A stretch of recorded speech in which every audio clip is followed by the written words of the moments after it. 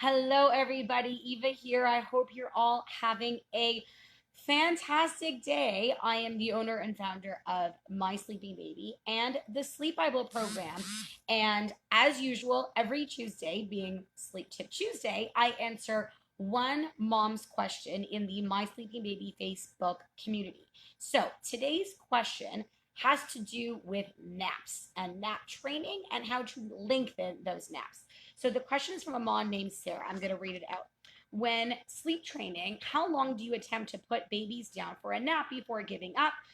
Did you try it until it worked, or did you cap it at a certain time? My 6-month-old falls asleep okay at night, but takes an hour to fall asleep for naps, sometimes longer, but then he's overtired and only sleeps for 20 minutes. Okay, great question, Sarah. So I am going to indirectly answer your question by giving you my top 3 tips that everybody needs for lengthening naps and ensuring that this whole process is successful. So here we go. Tip number 1, and this is going to answer your question. You want to give your baby an ample amount of time to learn how to fall asleep on their own and learn how to fall back to sleep on their own.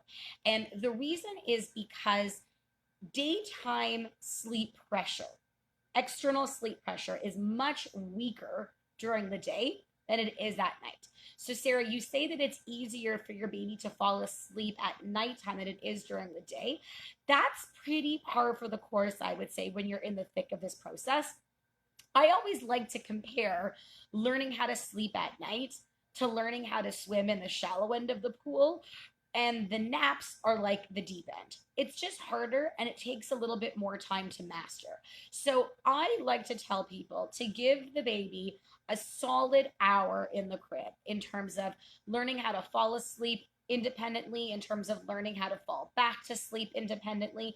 We typically want to give the baby a solid 60-minute time frame, because anything substantially less than that, and we might be taking away a very valuable learning opportunity for your baby to actually figure this out. Now, if it's been an hour, then yes, you want to call it quits and not continue on, because unlike at nighttime, where the only thing your baby should be doing is sleeping, maybe a quick feed in there, at during the daytime, your baby has to eat, your baby has to play, your baby has to go outside, get some stimulation, and so we can't leave your baby in the crib all day long.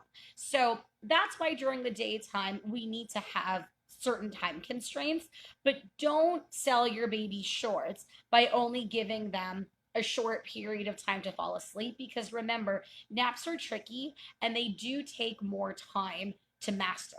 So that's tip number 1 when it comes to how to lengthen these naps. Tip number 2 is make sure that your little one is learning how to fall asleep completely 100% on their own.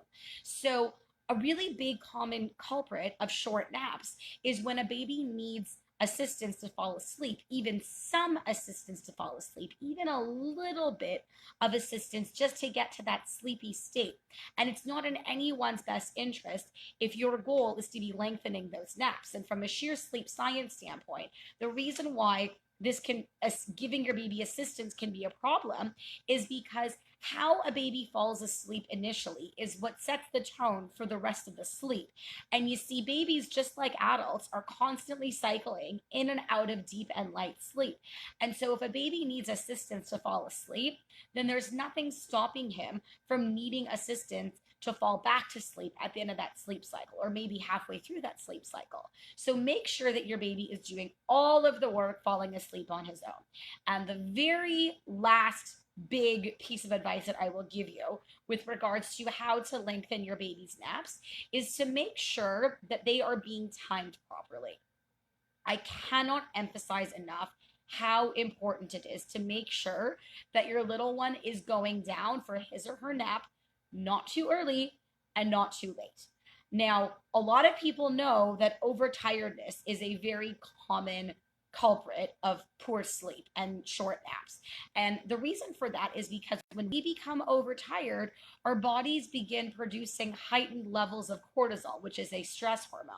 And so when your body has has these stress hormones in your system, it makes it much harder to fall asleep and stay settled. And so it can cause a baby to wake up prematurely. Now, what's less well known is that getting your baby down too early, also known as undertiredness, for lack of a better word, is also a problem because it means that the drive to sleep isn't going to be strong enough for your baby to fall asleep nicely and sleep past that first cycle. So, knowing ballpark what types of wake periods your little one needs in order to maximize success and maximize sleep is very, very important here. So, I happen to have a free nap guide that you can download that goes into all of these details step by step in a much more detailed manner. So I'm going to post the link so that you can grab it. And hopefully, this is the start of some really big, massive naps for you. I hope that this was helpful and that you all have a fantastic day. Take care, everyone. Bye bye.